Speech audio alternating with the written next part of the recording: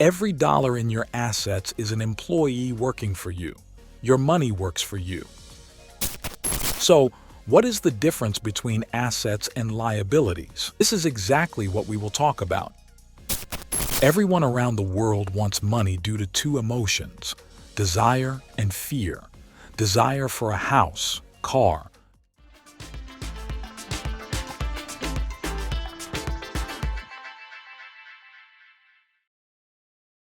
If you aspire to achieve financial stability and enjoy a high income, this book will be immensely beneficial for you.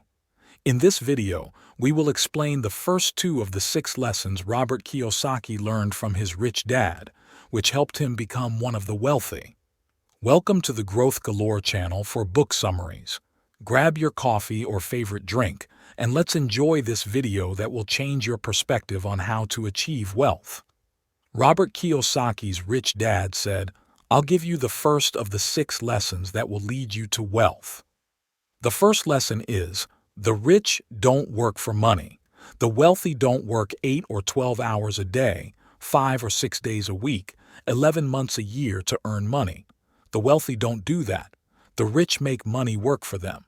They have assets like businesses, shops, stocks, bonds, real estate, and intellectual property like books that are authored, printed, and sold globally. Money works for them.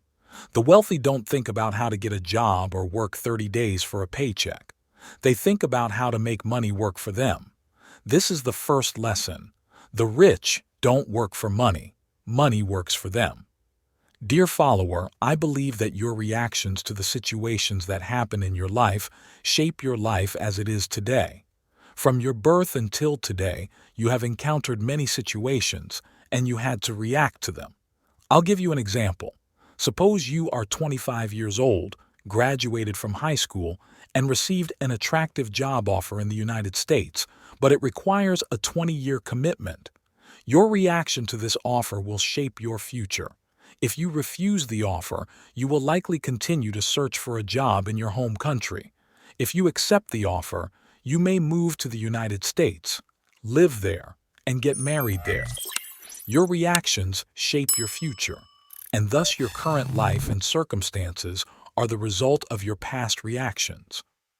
After the important discussion between Kiyosaki and his rich dad, Robert Kiyosaki said, "I didn't tell my poor dad that I returned to work at the store without a salary, because my dad's thinking was that of a poor person, and he wouldn't have understood the purpose of this decision."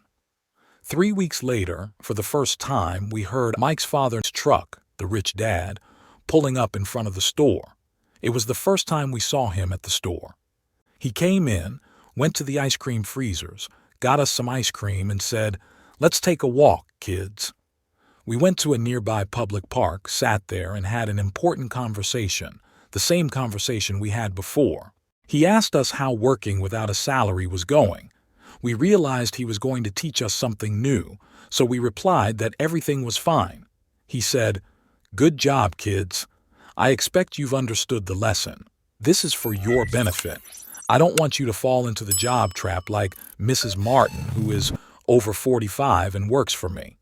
Even though she is a manager, every Saturday she stands in line to give me updates about the store. Sometimes I am satisfied with her, sometimes not. She chose her life this way, and I don't want you to make the same choice." We responded, "But she's a respected lady with a respectable job that provides her with money." He said, "I don't doubt that. She is a respectable lady with a respectable job, but it's not the best choice for her. She could have had a better life." Then he asked, "What if I gave you a salary? This time not 10 cents, but 25 cents an hour." We looked at each other and said, "No, we don't agree." He asked, "What about $1 an hour?" We said, "No, we don't agree." He said, "Okay, how about $5 an hour?"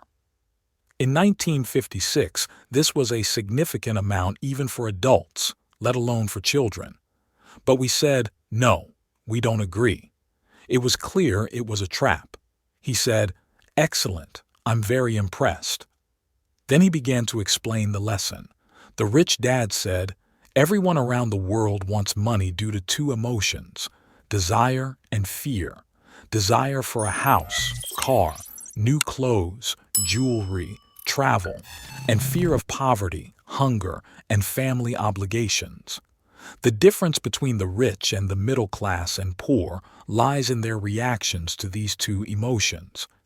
People often seek jobs to fulfill their desires and alleviate their fears, while the rich respond differently. They look for something to sell to make money, not just a job. The main point that the rich dad wants to convey is that having a job isn't the problem in itself, but relying on it as your sole and permanent source of income is the mistake. Even if you are currently employed or looking for a job to earn money, don't make it your only and permanent source of income. Once you secure a job, start thinking about how to create your own projects and gradually transition away from that job. Begin exploring ways to make money work for you, rather than working for money. This is the message the rich dad wants to communicate. Your reactions are crucial, and how you react today will determine your future. In his second book, Business in the 21st Century, Robert Kiyosaki describes that after amassing a fortune of $3 million, his business collapsed and he went bankrupt. Afterward, his siblings urged him to find a job, but he and his wife refused and insisted on thinking about how to start a new venture to earn money. Eventually, they found the right project and, after 10 years, regained their wealth. Kiyosaki's story illustrates that the correct reaction to economic crises is not to seek a job but to think of new ventures. The core point here is that a job is not a secure source of income and is not the best solution for earning money. If you are currently employed, make the most of your salary, but remember that a job is not a permanent solution. After finishing his lecture with Robert and Mike, the rich dad told them, "I want you to use your minds. Find ways to earn money that do not involve working for money." We returned to work at the store, and his words echoed in our minds.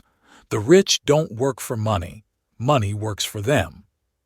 One day, a truck arrived at the store with children's story magazines. After Mrs. Martin took a quantity of magazines, the distributor gave her an extra box to promote, indicating they couldn't sell them. We asked Mrs. Martin what she would do with the magazines, and she replied that she would store them and use them for displays.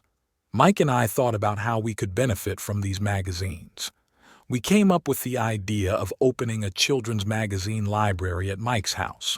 We set up an area under the stairs, put up shelves, and arranged the magazines. We opened the library and allowed children to come and read the magazines for 2 hours for 10 cents. The project was successful, earning us $9 a week, and we hired Mike's younger sister as a librarian with a salary of $1 per week. The project lasted for 3 months until it ended, but we learned the lesson. The best way to make money is to make money work for you. Dear follower, always remember that change begins with a shift in thinking. You need to start seeing money as a tool that can work for you. A job may be a temporary step, but the true path to wealth is thinking about how to make money work for you. Lesson 2. The information we will explain in this lesson, dear follower, is not something we learn in schools or universities. The concept we will explain in this part will teach you how to build your wealth from your current income. My dear follower, this is the explanation of the second lesson from the book Rich Dad, Poor Dad, by the wonderful author Robert Kiyosaki. The concepts I will explain to you are very important. These concepts will make you see money in a different way. For example, when any amount of money enters your account, it is not just an amount that comes in and goes out. There are more details. The amount of money that enters your account has a name and a source, and when it leaves your account, it also has a name and a destination. To summarize, I will explain to you 4 very important financial terms that you need to know and control, and this is the core of the second lesson. The second lesson can be summarized in one sentence. The rich buy assets, and the poor and middle class buy liabilities. So, What is the difference between assets and liabilities?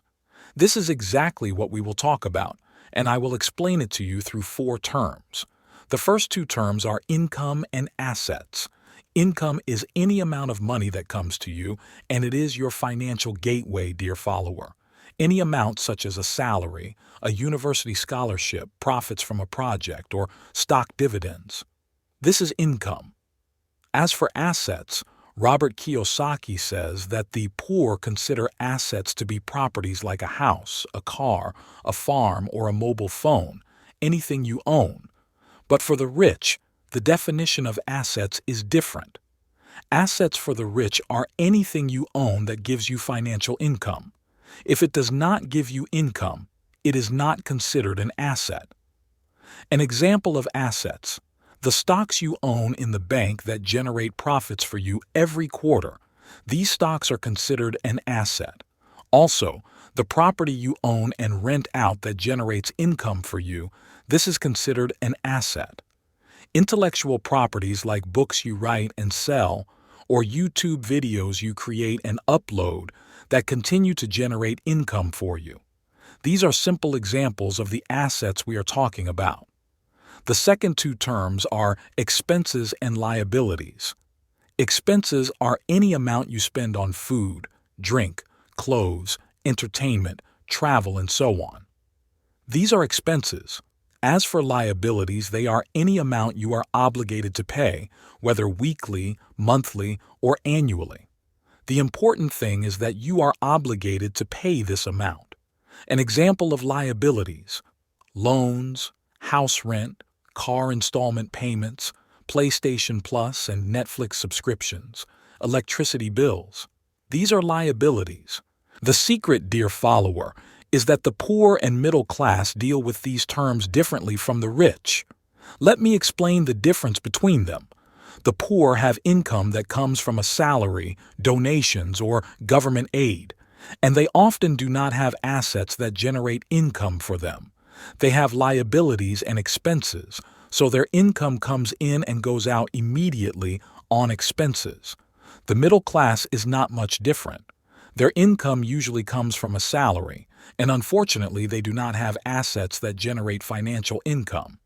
This salary goes directly to liabilities and expenses. Therefore, the middle class and the poor live on the income they receive, which goes towards expenses and liabilities. By the end of the month, there is often little left of this income.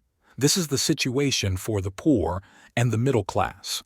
The poor and the middle class buy liabilities. As for the rich, they have income just like the poor and the middle class, but the difference is that this income comes from assets. They have assets that generate income, and their assets are the primary source of their income. A wealthy person has a salary like you, but they never rely on their salary. They rely on their assets and projects. Their monthly income comes from assets, companies, stocks, bonds, real estate, and intellectual properties. This is where the income of the rich comes from. They also have expenses and liabilities, but the difference with the rich is that before they pay their liabilities or expenses, they set aside a small amount of income and invest it in assets.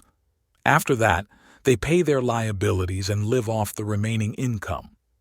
Robert Kiyosaki shared a story about an experience he had with his wife. He made a good deal and earned a large sum of money, so he decided to buy his wife a Mercedes because she wanted one.